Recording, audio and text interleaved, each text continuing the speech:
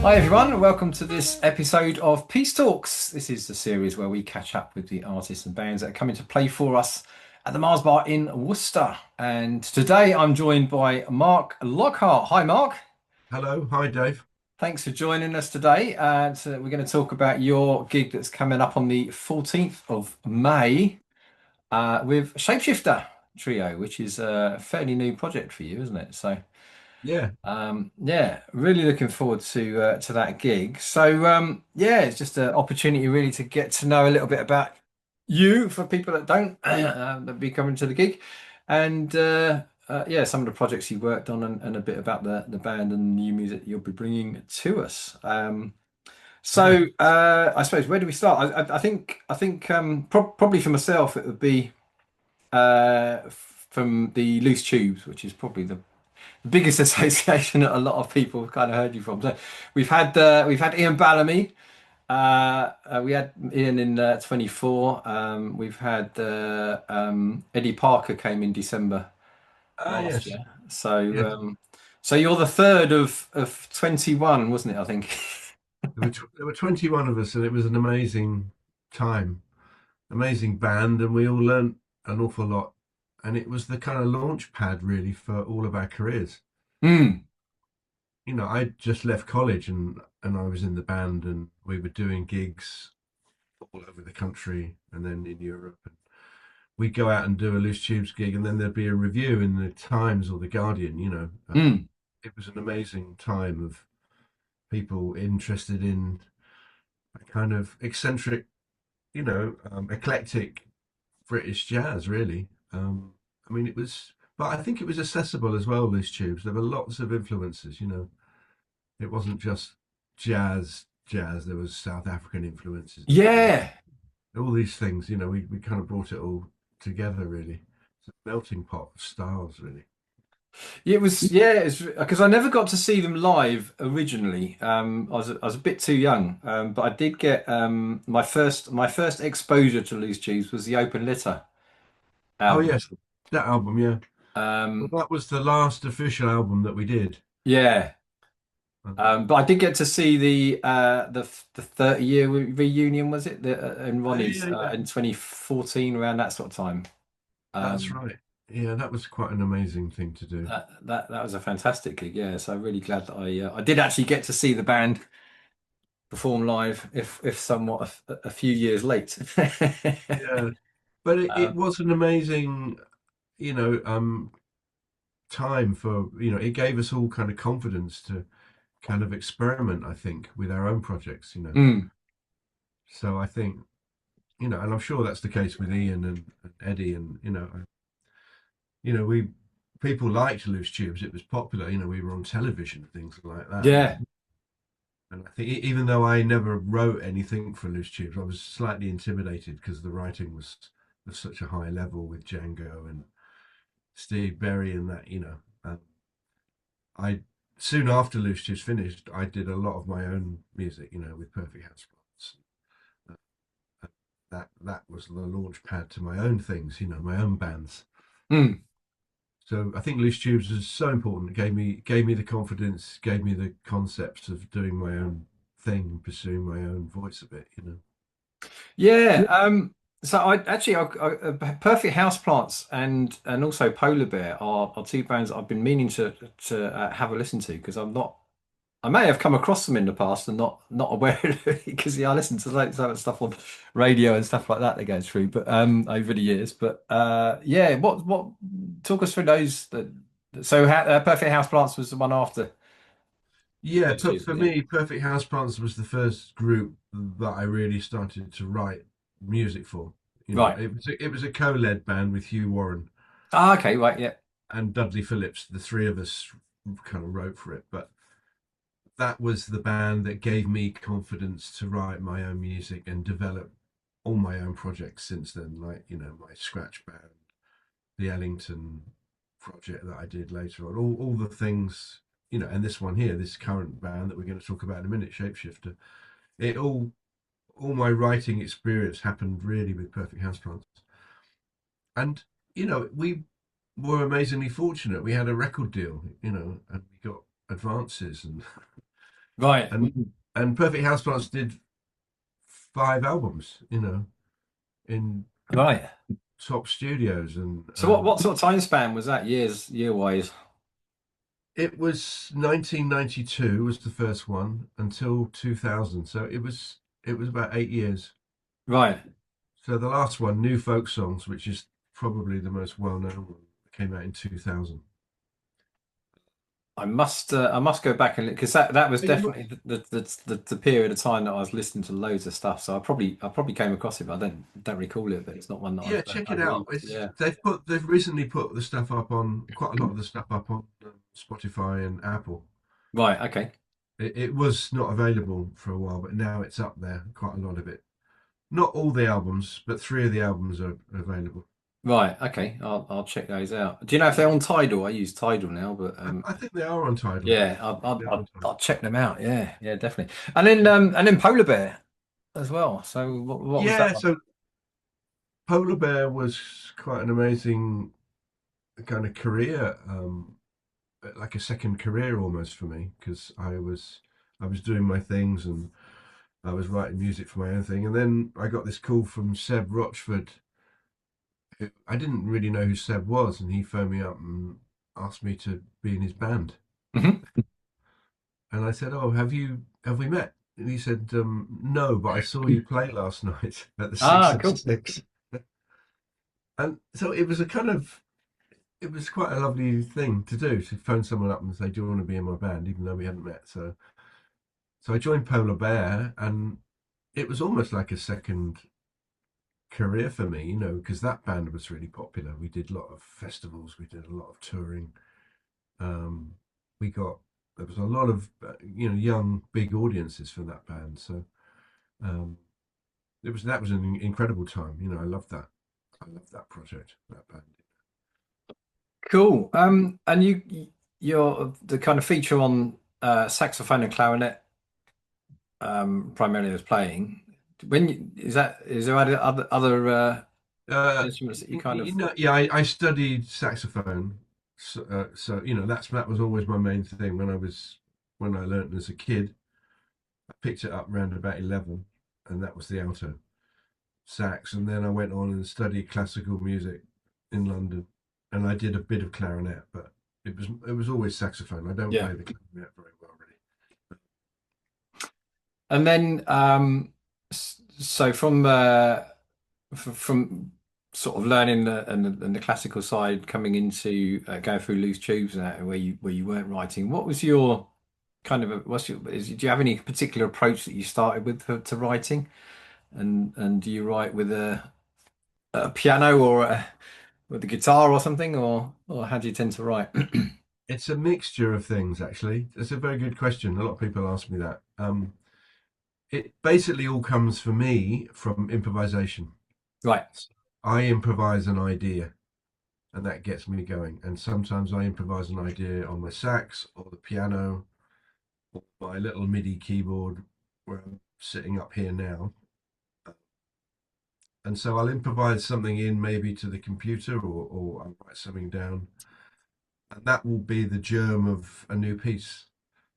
Uh, And then somehow, mysteriously, a piece gradually starts to take shape. And for many years, I didn't really know how I was doing it. I just thought this is a really mysterious process. How am I going to teach this? Because people have asked me to teach it. And by working backwards and keeping early versions of things, I've kind of worked out what I do. Right. I kind of edit ideas, and then I keep a couple of bars, and then I'll move that bar over there, and I'll transpose that bar. There is a method to it. But it Mm. took me a long time to realize what that method was. And I think with composition, everyone does it differently. And I teach composition at the Guildhall every week, and it's very hard to teach it because everyone's brains are wired differently. Some people are Mhm. very analytical, some people are very intuitive. So you have to kind of try and cater for those different things. I see it as facilitating rather than teaching. Right.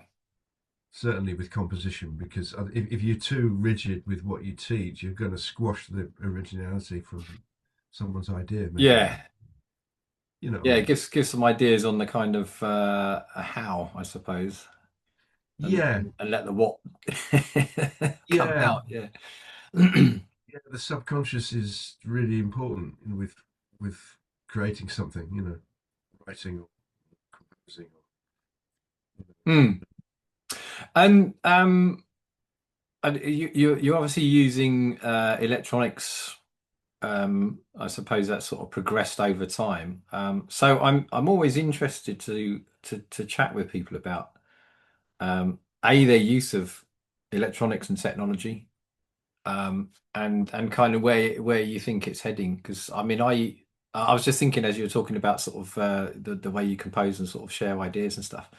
I remember when I started playing in the late 80s, playing around in the bedroom on the bass guitar with a keyboard and a drum machine and stuff like that. It was all like a Tascam 4-track cassette. Yeah, But you could make one copy of it to cassette and it'll pass it on. Um, and then obviously like with effects, those have been used for years with instruments outside. So obviously starting mainly with the guitar and then sort of other instruments, Miles Davis and all those kind of putting yeah. effects to good use.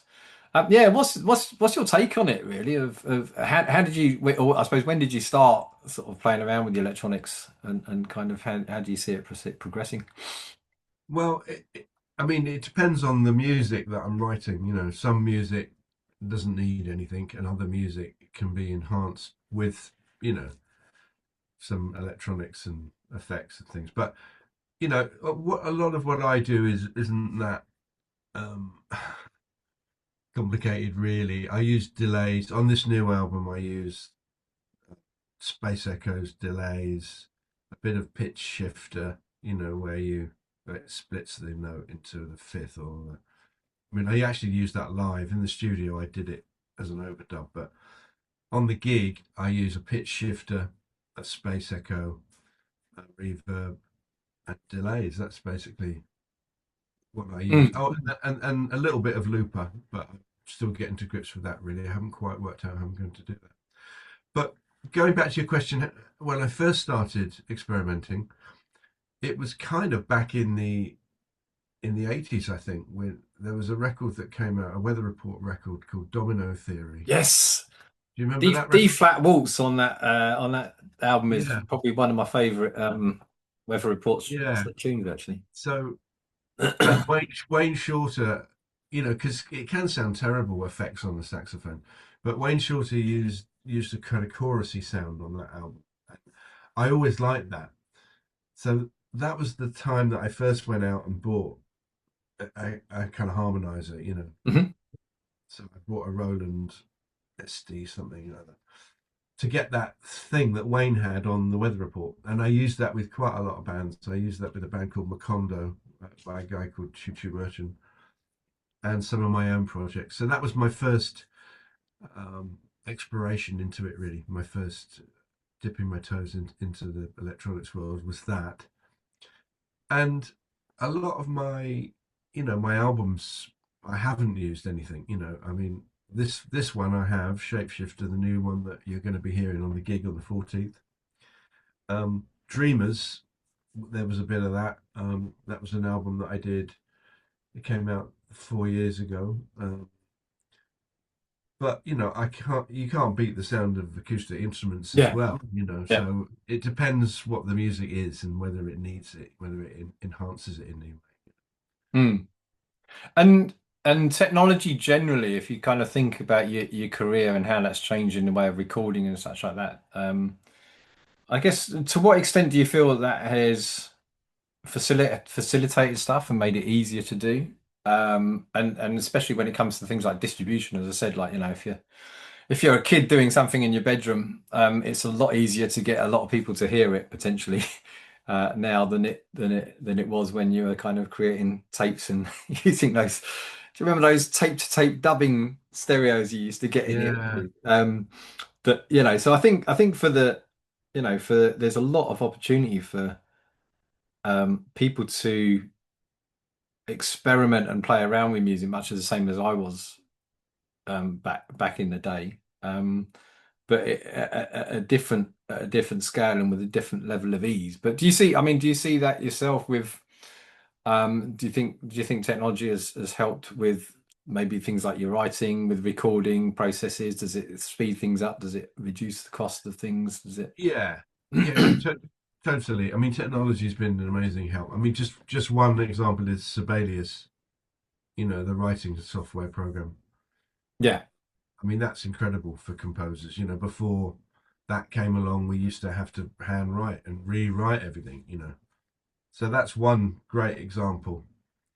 Um, and obviously, tape, when I started recording with loose tubes and perfect houseplants, we'd have to buy 2-inch tape, and it was really expensive. It was over 200 quid in those days right. for a reel of tape, and there's only, I don't know what it was, 15 minutes on a reel of tape or something. Jeez.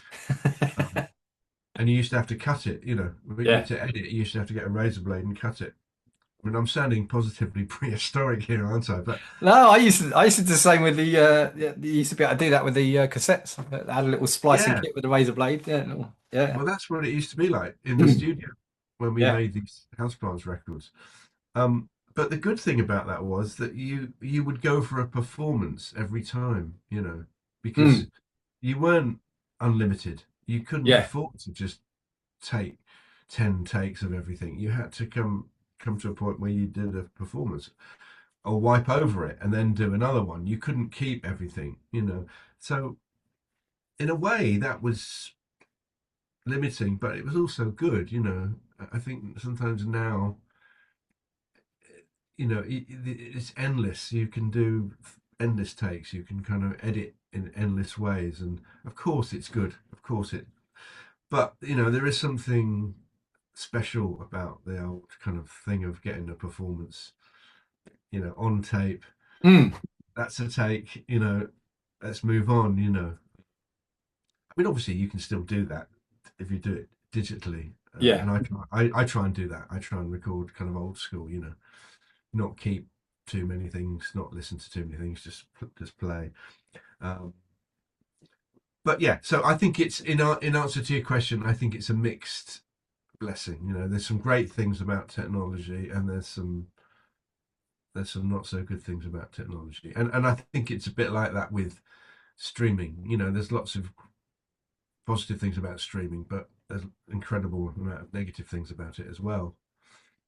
And Yeah. when yeah, and when I got into music, it, it was limited. I got a record and I'd listen to it like loads of times, from beginning to end, and study the sleeve. And I mean, I guess people still do that on Spotify and stuff, but it's all about tracks now, isn't it, rather than Yeah, records. yeah.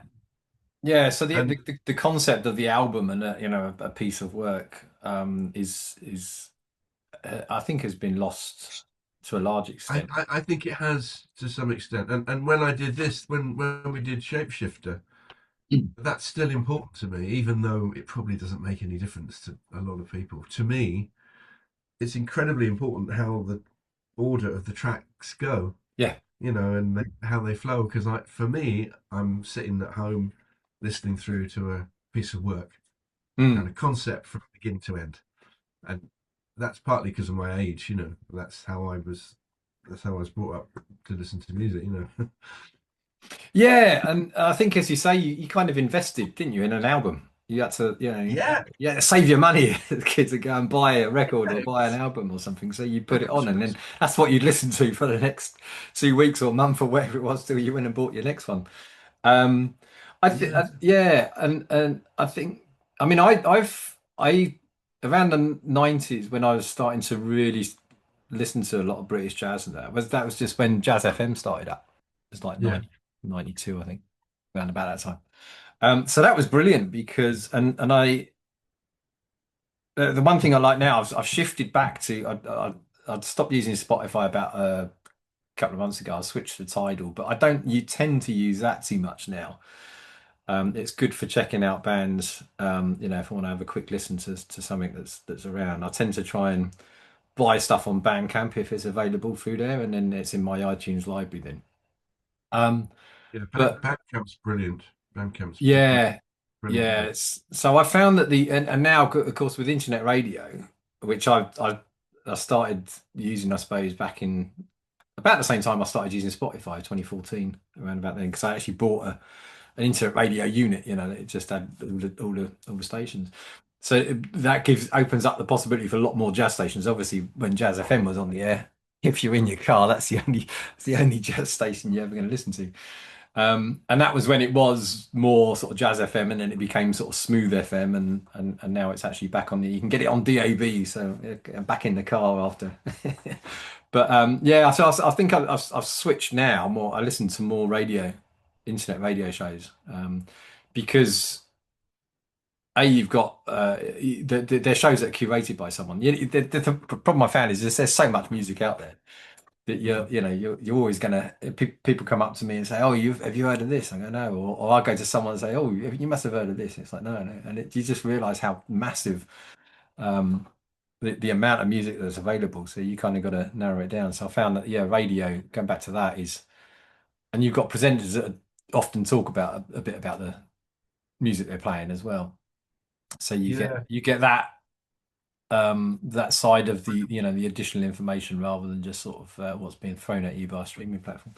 That's really interesting that you're Mm. talking about radio making a comeback. I think because I was talking to the guy who did the press on my record, and I was saying, what was quite shocking about releasing this record was there was very few newspaper, mainstream newspaper reviews, and Right, he said basically that's gone. Newspapers don't really review anything hardly at all now. And it never used to be like that. There always the major papers you'd get a review, and he was saying that it's radio, it's radio and internet radio that are the important things for people to discover music.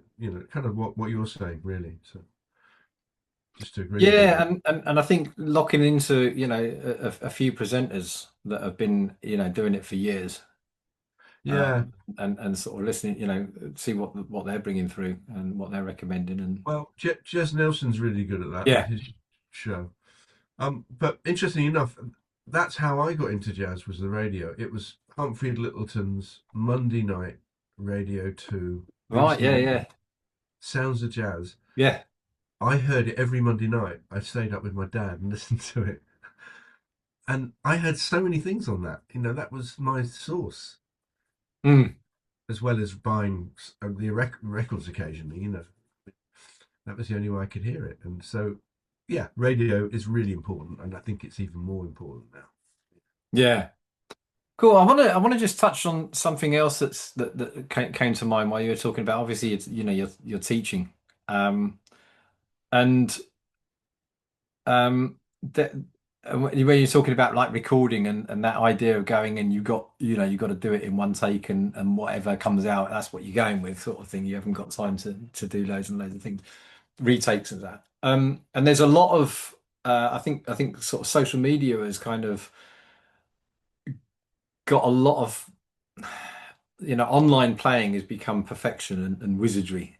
You know, do you feel that there's pressure, or do you think your students feel pressure to put forward a kind of almost false image of perfection with anything that before they'll put it out, or do you find that they're confident to experiment and throw things out and make mistakes and Um, yeah, I mean, I didn't want to give the impression that I just do one take. Sometimes I do quite a lot of takes and choose the best one, and sometimes I edit. But I think, I think there is something sometimes about the energy of something that's quite hard to. It takes you a while. It takes you experience to recognize that a take is really good because it may be imperfect in some ways, but there's a vibe Mm. or an energy about it that's really good. So sometimes that ends up going onto the record. Um, I think that one of the things with a lot of younger players is they're all they do seem to be slightly obsessed with technical things sometimes. Yeah. And the skill set the skill set is really high. It's much higher than it was when I came out of college. What people can do now, young people, when they come out of jazz college, they can play really like loads of difficult stuff. But they've got a lot of language together. But that doesn't necessarily mean that they're going to do something conceptually interesting. That's the thing that I've always Yeah. thought. And you think of kind of Monk or Ornette. There's loads of things they couldn't do. But what they did do is they used the things they couldn't do and the things they could do to get a voice. Yeah. And I sometimes feel that gets a little lost. With the Yeah. The voice is more important than the yeah, in the technical. digital world we're in now, I think it's quite hard to keep that thing. Yeah. And it's interesting your sort of perception that the kids that are coming through now are perhaps more advanced technically than that their peers would have been sort of 40, 30 years ago. I'd say Um, definitely, yeah.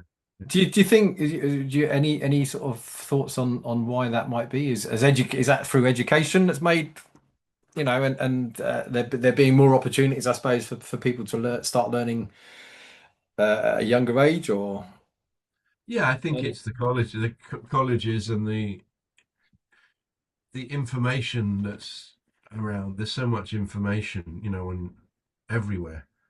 You know, it never used to be like that. I mean, now there's information everywhere. You can find anything out about anything. Mm, You know, what doesn't happen as much now is people discovering it for themselves. Sitting down and just finding something.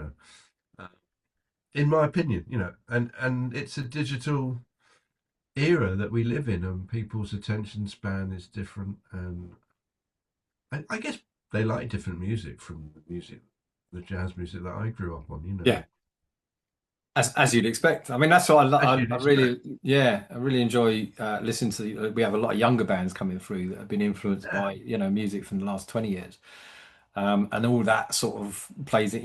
They've studied jazz, they understand the theory, they understand composition and such like that, but they're bringing in what's happened in the last 20 years and their own sort of life experiences and technology and everything else that comes along with it. yeah, and it's just different. I think it's all Mm. good. It's just different. I mean, people play differently. I mean, what attracted me to jazz in the very first place was the character of everyone. The Mhm. fact that Johnny Hodges and Paul Desmond sounded completely different. For Right. instance, it was the characters of the people. To me now, it feels like there's less characters when you listen to people play. Of some of the Mm. modern players, some of the New York players. I mean, it's fantastic playing. There's no question it's not great playing, But they all but sound the same. they well, You're not allowed you to said say it. that, are you? You said it. I didn't say it. You said it. There's a YouTuber who lives around these parts, Andy Edwards, and he did a video. I think it's one of his most viewed videos, and obviously caused a lot of contention around it. But yeah, why Who's do all that? jazz musicians sound the same? Andy Oh, he's Edwards. Oh, he's a nutcase, isn't he? I saw one of his things. Yeah, But yeah, I mean, he's done loads. But yeah, that I mean, yeah, that's exactly the point. There's a lot of musicians that are coming through, um, education programs, conservatoires, and stuff like that, and it's they are, they're technically proficient, very good, but it's that voice, and I yeah, think that's one of the things that Andy sort of pointed out at the beginning when recording started, when the first records were made, it was that voice that was important, because before that you just go and see people live, right? So unless you'd seen them yeah, live, you wouldn't know, what they sounded like. And it was that ability to sell, vocalists or saxophonists or whatever they might be on their sound that made them unique compared to everyone else. So. yeah. And there are a lot of young people who do sound really different. Like Laura Mm, Jerd. right. She plays the trumpet. I don't think Yeah. she sounds like Laura Jerd. Immediately you know who it is. Elliot Galvin. Rebecca Eglin. There's a lot of. Mm. Oh, I There's a, saw. Yeah, she played with Rebecca. She played with Dreamscapes, which is a London band. They yes, were at Digbeth Jazz last week, because they normally we had them up in last year, I think it was in the summer. And Lucianne Daniels, do you know Lucianne Daniels, the singer I from know she Leeds? is. Yeah. Yeah, she's really good. But yeah, so we had Rebecca, because she came with Corey Dick's Sunswells band in Oh yeah, yeah, brilliant. Yeah. 2023, I think that was 20, yeah, 23. And so that was the first time I've seen her. I've not seen her since. But her just use of her voice, but not only her voice, her whole sort of vocal anatomy, Yeah, no, there's throughout some, throughout the gig was just incredible.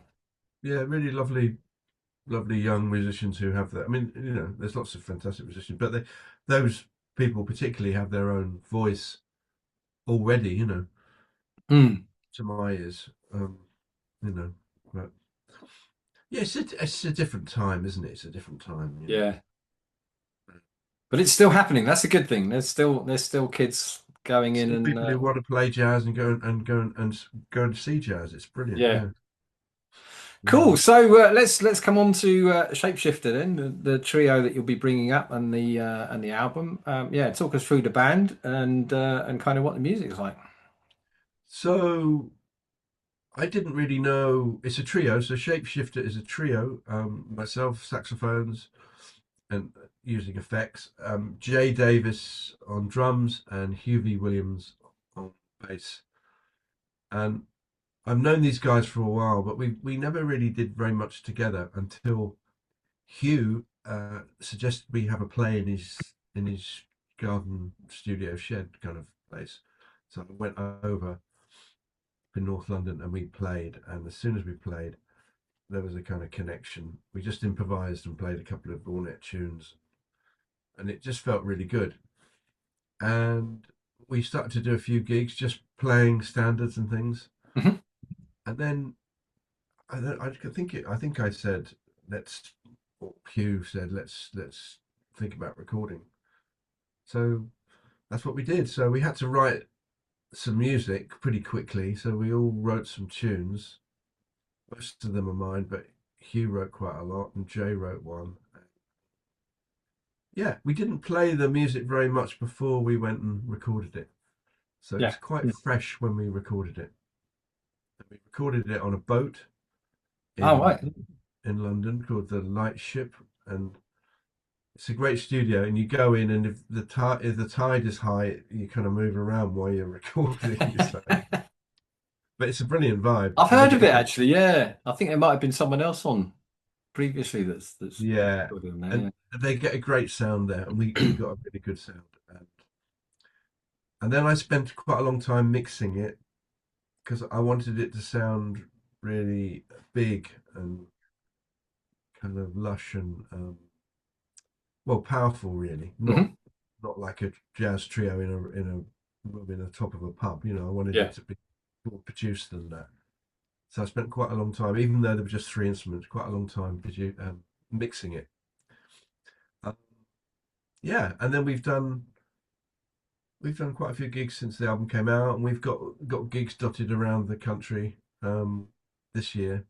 and we'll be doing some things next year as Was well. it So last year it came out? no, it only came out a month ago. Was it? Oh, right. Oh, this year's gone flown by. It feels like Six 2025 was only six just a few weeks six ago. weeks ago. 6 weeks ago it Oh, there came you out. go. That is fresh. Yeah, yeah. Yeah, so it's really fresh. Yeah. Um, and there's been a great reaction to it. People like it, and yeah, I think it's got a vibe, and I'm very proud of it. It's always takes it out of me releasing a record. It's a big commitment. Mhm. Financially and time wise. You know, so. But I'm really glad. I'm really glad we did it, and I'm looking forward to playing the music. And As it changes. we're looking forward to hearing it as well. Yeah, it's Yeah, and it will change. It's different every night, and we go off on different journeys, and yeah. it's tunes, it's accessible, it's groovy, it's mysterious, it's all kinds of things. So hopefully people will really like it. Well, Fantastic. I'm sure they will. So that's coming up on Thursday, the 14th of May at the yeah, Mars Bar. Thanks so much for your time today, Mark, with us, and safe trip up or down or whichever direction you're coming in into Worcester. Have you got dates around? I can't remember now. Have you got dates around that Thursday that you're? we haven't. We're coming up. It's a kind of bit of a one-off that. Ah, Um, right, okay. Oh, we're yeah, special. we are special. One time We're in only. we're in Sheffield on the 27th at the Lescar, 27th of May, Right, okay. which is the one after that. But that's nowhere near you anyway. So, No. Well, but it's nearer than Bournemouth, I suppose, but. but yeah, really looking forward to playing the club, and I've never played there before, so yeah, can't wait really. You'll join a long list of very We've got exciting and we'll have experiencing. amazing sounding and looking vinyl with us as well. Oh, fantastic! Yes, yes, we have a few vinyl fans and some We've got CDs, no doubt, as well. incredible vinyl, and yeah, and some CDs as well. So yeah, it should be good. And if you want to check out beforehand, I'm sure it's available on the streaming platforms as well, and Bandcamp probably too. Is it on Bandcamp? Yeah, it's on my Bandcamp page. You can buy it and send it straight off. Yeah, so and Fantastic! just nice one. Great. Well, thanks very much, and we'll see you on the 14th. Cheers, Dave. Yeah, nice one.